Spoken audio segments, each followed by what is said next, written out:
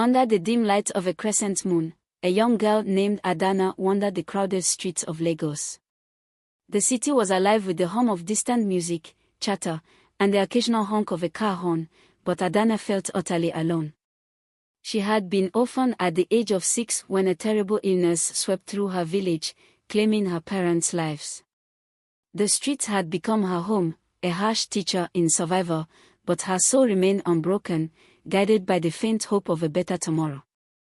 One cold evening, as she huddled beneath a worn-out blanket, she caught the eye of a passerby, a wealthy businessman named Chief Olawu. He was a tall man with broad shoulders, known throughout Lagos for his wisdom and generosity. Chief Olawu had everything: wealth, power, and a beautiful daughter named Ife, but his heart was heavy with an unspoken sorrow. As his eyes met Adana's, something within him stirred. He saw not just a homeless child but a spirit that refused to be crushed by the weight of the world. Without hesitation, Chief Olawu approached Adana, kneeling beside her. "My child," he said softly, "what is your name?" "Adana," she whispered, her voice hoarse from lack of use. "You should not be out here alone," Chief Olawu continued, his voice filled with a mix of concern and resolve. "Come with me. From now on, you will be my daughter." Adana's eyes widened in disbelief. Could this be real? Could her days of hunger and fear finally be over? The chief gently lifted Adana into his car, and for the first time in years, she felt the warmth of safety. Yet, as they drove through the illuminated streets toward his grand mansion, Adana could not shake the feeling that this new life would come with its own set of challenges. Chief Olawu's mansion was more magnificent than anything Adana had ever seen. The gates were adorned with intricate carvings, and the driveway stretched far into the distance, flanked by towering palm trees. As they pulled up to the grand entrance, the heavy wooden doors swung open to reveal a foyer gleaming with marble floors and crystal chandeliers. Adana's heart pounded as she stepped out of the car, overwhelmed by the grandeur. The chief smiled at her, his hand resting gently on her shoulder.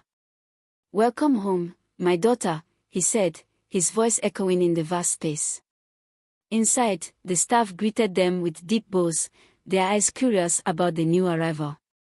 Among them stood Ife, the chief's biological daughter. Ife was a strikingly beautiful girl, with smooth skin and bright eyes that mirrored her father's. Yet, as she observed Adana, her expression turned cold. "Father, who is this?" Ife asked, her voice laced with suspicion. "This is Adana," Chief Olawu replied warmly. "She will be living with us from now on, as my daughter." Ife's smile faltered, though she quickly masked it with a polite nod. "Welcome, Adana," she said, but her tone was far from welcoming. Adana, sensing the tension, offered a shy smile in return. She didn't know what to expect from Ife, but she hoped that they could become sisters. After all, she had never had a sibling, and the thought of having someone to share her new life with was comforting. The days that followed were a whirlwind for Adana. She was given new clothes, a soft bed to sleep in, and 3 meals a day. The chief spent time with her, teaching her about the world, encouraging her to pursue her education, and showing her the love she had longed for. But not everything was perfect. Ife, who had once been the sole focus of her father's affection, began to grow increasingly jealous. She watched with growing resentment as her father showered Adana with attention, teaching her how to read, taking her on outings, and proudly introducing her as his daughter. The love and kindness that Ife had once taken for granted now seemed to be slipping away, replaced by a growing fear that she was being replaced. And so, beneath the surface of this newfound family, the seeds of discord began to take root. As weeks turned into months, Adana grew more comfortable in her new life, but Ife's resentment festered like a wound. Each time she saw her father smile at Adana, a pang of jealousy shot through her heart. She began to distance herself from Adana, avoiding her whenever possible, and when they did interact, Ife's words were often laced with thinly veiled hostility. Why do you follow father around like a lost puppy? Ife would sneer. You should know your place.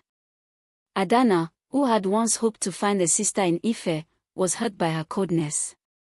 She tried to win Ife over, helping her with her chores, complimenting her, and sharing stories from her past. But no matter how hard she tried, Ife remained distant, her heart hardened by jealousy. Chief Olawu was oblivious to the growing rift between the girls. He was often away on business, and when he was home, he was too caught up in his responsibilities to notice the tension that simmered beneath the surface.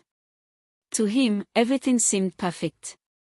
He was proud of the way Adana had adjusted to her new life, and he was confident that Ife would eventually come to accept her as a sister. But Ife had other plans.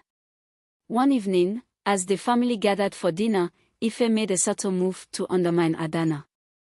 The meal was a lavish affair, as always, with a spread of traditional Nigerian dishes laid out on the table. As the chief praised Adana for her progress in her studies, Ife couldn't resist the urge to stir the pot. "Father," Ife began, her voice sweet and innocent, "I heard that Adana didn't do so well on her last exam. Perhaps she's not as gifted as you think." The comment was a lie, but it was enough to plant a seed of doubt in Chief Olawu's mind. He turned to Adana, his brows furrowed in concern. "Is this true, Adana?" he asked. Adana's heart sank. She had worked hard and had done well on her exam, but Ife's words made her feel as though she had somehow failed. "No, father," she said quietly. "I did well on the exam." Chief Olawu nodded, relieved, but the damage was done. Ife's words had created a crack in the foundation of trust between Adana and the chief, and she knew it. Ife, satisfied with the small victory, smiled to herself. This was just the beginning. She would not let Adana take her place in her father's heart without a fight. The mansion, with all its luxury, began to feel more like a prison to Adana. Despite the love she received from Chief Olawu, Ife's subtle cruelty was a constant reminder that she did not truly belong. Ife's words, always wrapped in sweetness but filled with venom, were slowly chipping away at Adana's confidence. One afternoon, as Adana was helping the housemaid clean the grand living room, she overheard a conversation between the maids. They spoke in hushed tones, not realizing that Adana was nearby. "Did you hear about Ife?" one maid whispered. "She's been saying terrible things about Adana to the chief. She's trying to make him doubt her." "That poor girl," another maid replied. "She doesn't deserve this." "But what can we do? Ife is the chief's daughter, after all." Adana's heart sank as she realized that Ife's behavior was even worse than she had imagined. It wasn't just the coldness or the occasional sharp remark. Ife was actively trying to turn Chief Olawu against her. The realization hit Adana like a blow, and she felt the weight of Ife's jealousy crushing her spirit. But Adana was not one to give up easily. She had survived on the streets of Lagos, and she knew how to fight for her survival. This time, however, the battle was not for food or shelter, but for the love and acceptance of the man who had saved her from a life of despair. As she sat alone in her room that evening, Adana made a decision. She would not allow Ife to push her out of this family. She would fight for her place, not with lies or deceit, but with truth and kindness. She would prove to Chief Olawu that she was worthy of his love, not by tearing down Ife, but by rising above her jealousy and hatred. With a renewed sense of purpose, Adana set out to strengthen her bond with Chief Olawu. She worked harder in her studies, learned the ways of the household, and made it her mission to bring joy to those around her. She helped the maids with their chores, played with the younger children in the village, and even began to learn the traditional dances and songs that were part of her heritage. But all the while, Ife watched with growing anger. The more Adana shone, the more threatened Ife felt. And so, Ife began to hatch a plan that would not only drive Adana out of the mansion but also ensure that she would never return. Ife's jealousy had grown into a dark, consuming force that clouded her judgment. She was no longer content with simply undermining Adana, she wanted to see her gone for good. The plan that had been forming in her mind was risky, but the thought of getting rid of Adana for good was too tempting to resist. One evening, as the mansion settled into the quiet rhythm of night, Ife slipped into her father's study. The room was dimly lit, the shelves lined with books and documents that detailed the chief's vast business empire. In the corner, a large safe stood, its contents protected by a combination only the chief knew. Ife's heart raced as she approached the desk, where her father's official seal and a stack of important papers lay. Among them were documents related to a significant business deal, one that the chief had been working on for months. Ife knew that this deal was crucial to her father's business, and any disruption could cause chaos. With trembling hands, Ife took one of the documents and carefully forged Adana's signature at the bottom, using a pen that had been left on the desk. She knew it was a dangerous move, but she was desperate. If the deal fell through and her father found out that Adana's name was on the document, he would have no choice but to send her away. The next morning, the household was bustling as usual, but Ife was unusually quiet. She watched with bated breath as the chief prepared to leave for his office, the forged document tucked safely into his briefcase. Adana, unaware of the storm that was about to break over her, smiled warmly at the chief as he kissed her on the forehead before heading out. Hours passed, and Ife waited anxiously for the fallout. When the phone finally rang in the late afternoon, she felt a jolt of fear mixed with excitement. The call was from her father's office. "Adana," the butler called out as he answered the phone. "The chief wants to speak with you." Adana, who had been reading in the living room, stood up, puzzled. She took the phone from the butler, her heart pounding as she heard her father's voice on the other end. "Adana, did you sign any documents related to the Amodi deal?" Chief Olawu's voice was calm, but there was an undercurrent of concern. Adana's mind raced. "No, father, I didn't. I would never do that without your permission." There was a pause on the other end, and Adana felt a knot of fear tighten in her stomach. "I believe you, Adana," the chief finally said.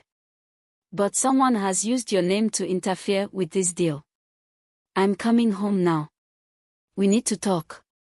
As Adana hung up the phone, she felt a cold wave of dread wash over her. She knew that this was Ife's doing, but proving it would be difficult. Ife had played her hand well, and now the fate of Adana's place in the family hung in the balance. Chief Olawu returned home with a heavy heart. The forged signature had not only jeopardized the business deal but also cast a shadow of doubt over Adana's integrity. He couldn't believe that the girl he had taken in, the girl he had grown to love as his own, would betray him in such a way. Yet, something in his heart told him that Adana was telling the truth. As he walked through the grand entrance of his mansion, he was greeted by a solemn Adana and a smug Ife, who was careful to hide her satisfaction. "Let's go to the study," Chief Olawu said, his voice firm. "We need to get to the bottom of this." In the study, the atmosphere was tense. Adana stood with her hands clasped in front of her, her eyes downcast, while Ife watched from the corner, pretending to be concerned. "Adana," the chief began, "I want to believe you, but I need to know how your signature ended up on that document. Can you explain?" Adana looked up, her eyes filled with determination. "Father, I swear to you, I did not sign that document. I would never do anything to hurt you or your business.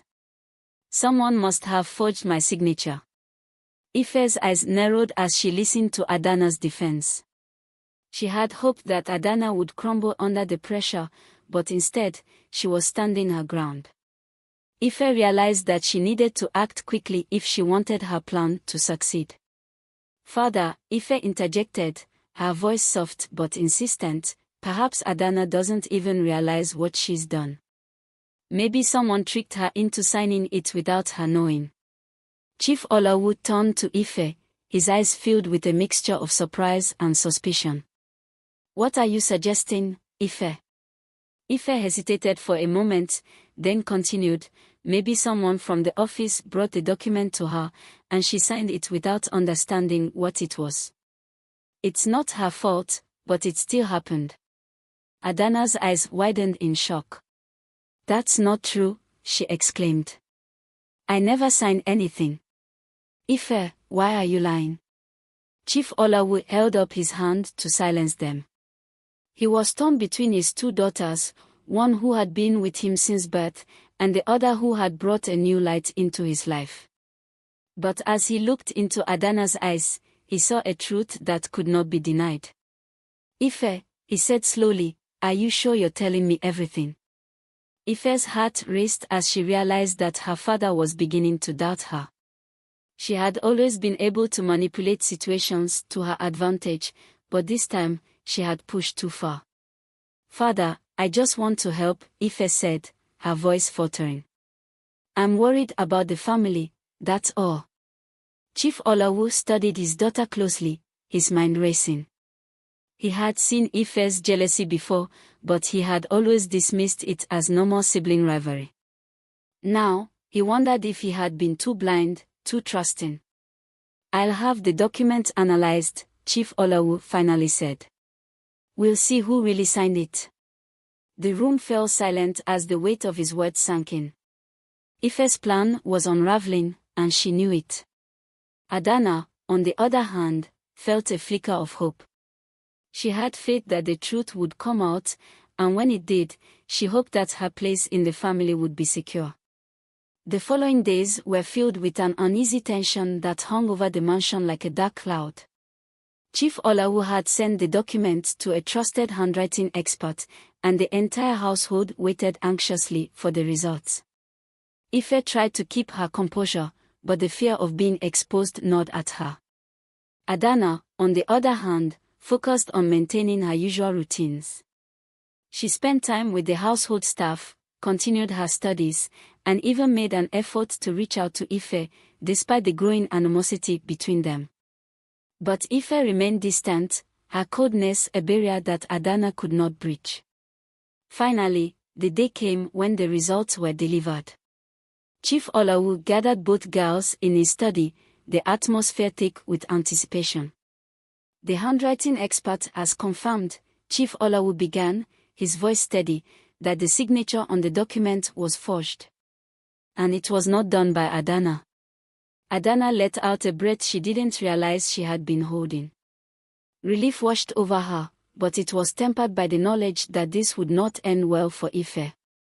Chief Olawu turned to Ife, his expression grave. "Ife, do you have anything to say?" Ife's face paled as the reality of her situation set in.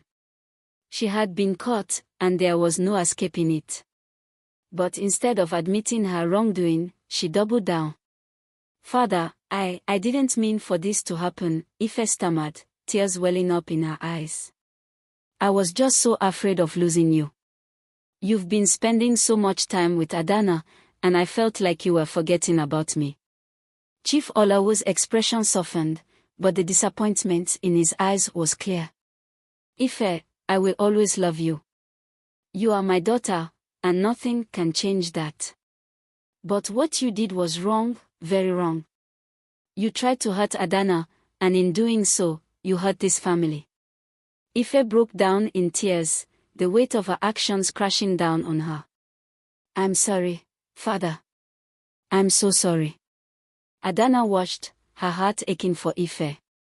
Despite everything, she understood the pain that Ife was feeling. She stepped forward, placing a hand on Ife's shoulder. "Ife," Adana said gently, "I don't want to take your place. There's enough love in this family for both of us. We can be sisters, if you let me." Ife looked up, her tear-streaked face filled with surprise.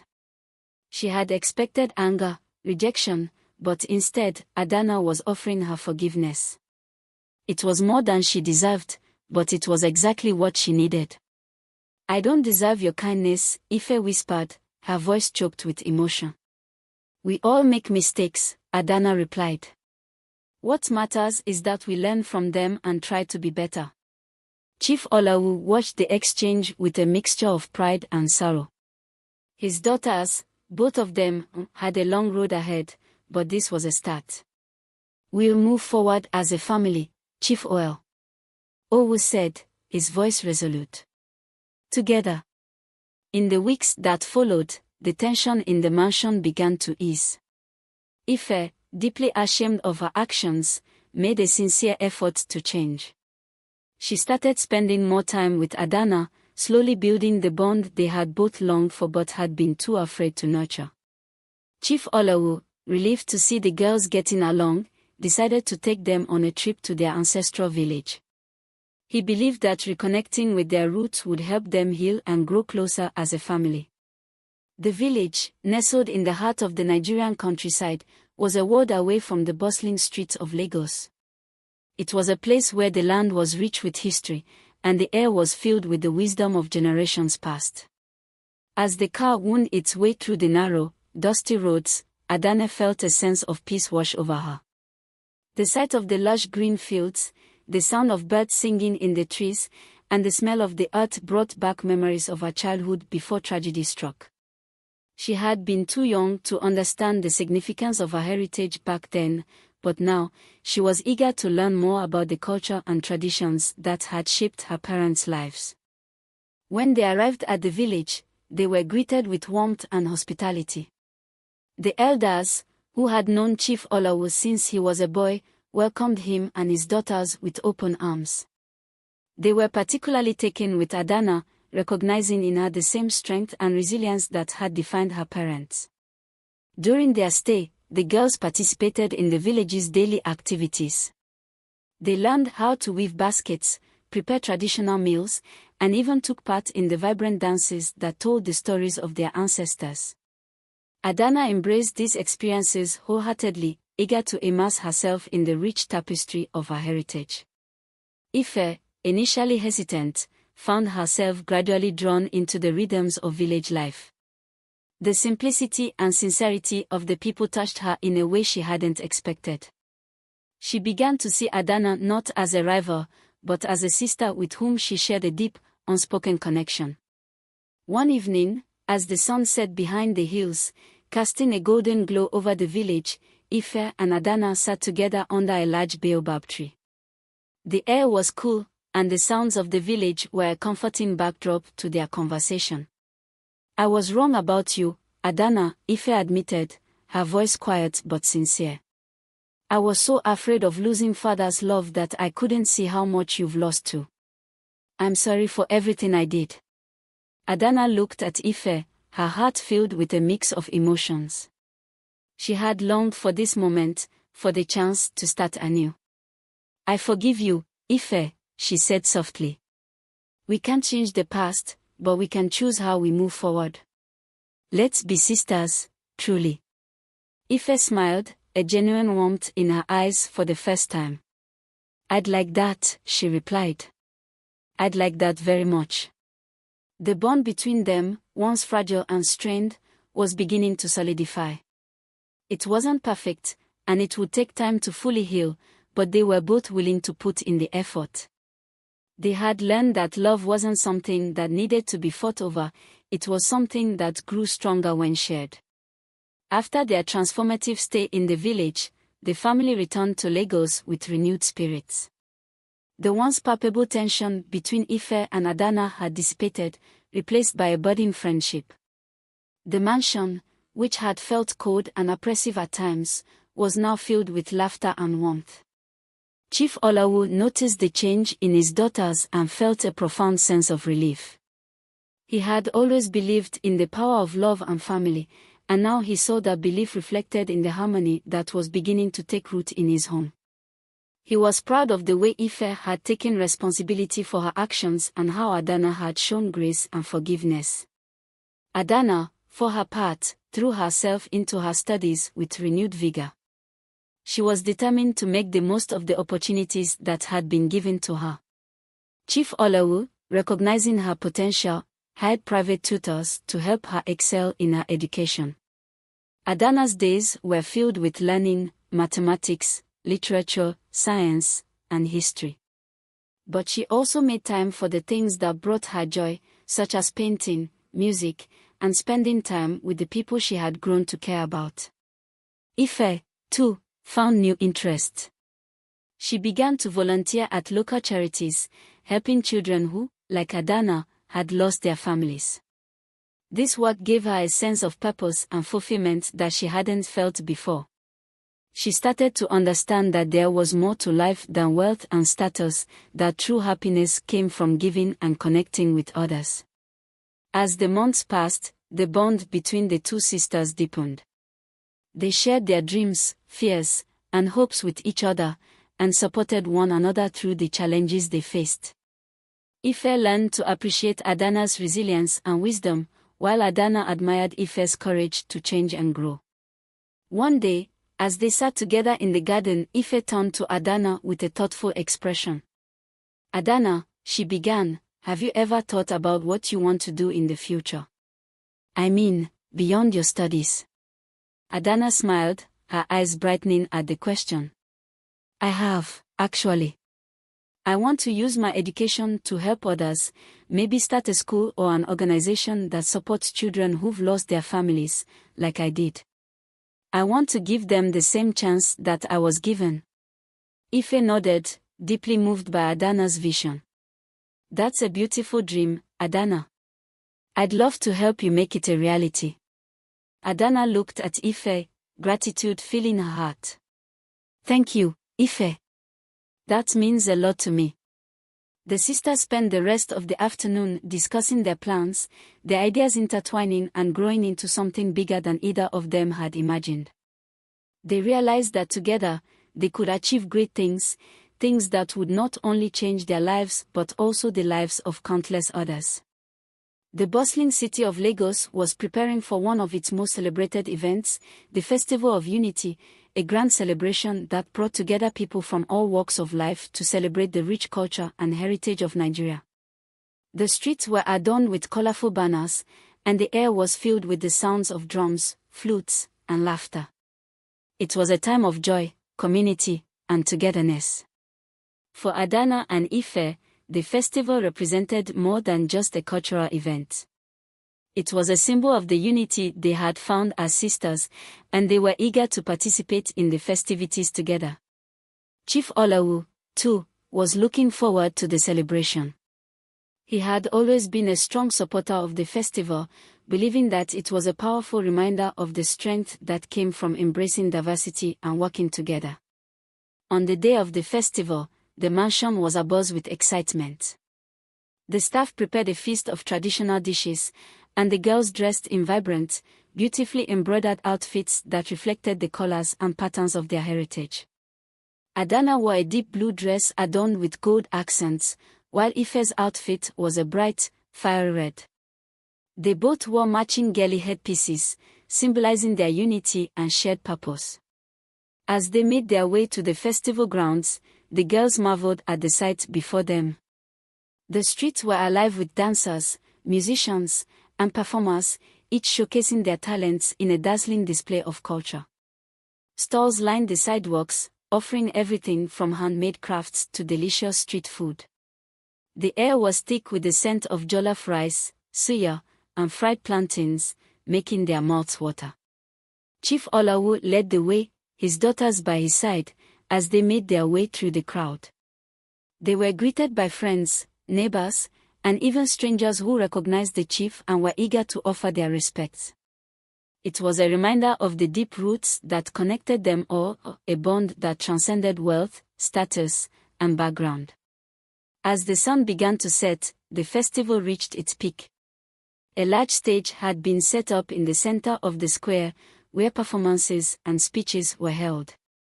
The crowd gathered, eager to witness the evening's main event, a traditional dance competition that featured groups from different regions of Nigeria.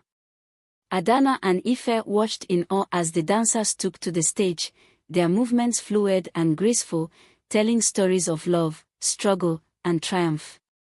The rhythm of the drums pulsed through the air, drawing everyone into the energy of the performance. At the end of the competition, a group from the Igbo region was declared the winner. The crowd erupted in cheers, and the dancers, beaming with pride, took their bows. Chief Olawu, who had been invited to present the prize, stepped onto the stage with a wide smile. As he handed the trophy to the leader of the dance group, Chief Olawu took a moment to address the crowd. Today, we celebrate not just our rich culture, but also the spirit of unity that binds us together. It is this unity that makes us strong, that allows us to overcome challenges and build a brighter future. Let us always remember that we are stronger together. The crowd erupted in applause, and Adana and Ife felt a surge of pride for their father. His words resonated with them deeply, reinforcing the bond they had worked so hard to build. As the night wore on, the festival continued, with music, dancing, and laughter filling the air. Adana and Ife danced together, their hearts light and their spirits high. They knew that the road ahead would not always be easy, but they were ready to face it together. As they twirled and spun under the starry sky, they felt a profound sense of belonging, not just to each other, but to something greater, a family, a community, a legacy. They were sisters, bound not by blood, but by love, respect, and a shared determination to make the world a better place. And in that moment, as they danced in the glow of the festival lights, they knew that they had found something truly precious, a new beginning, filled with hope, unity, and endless possibilities.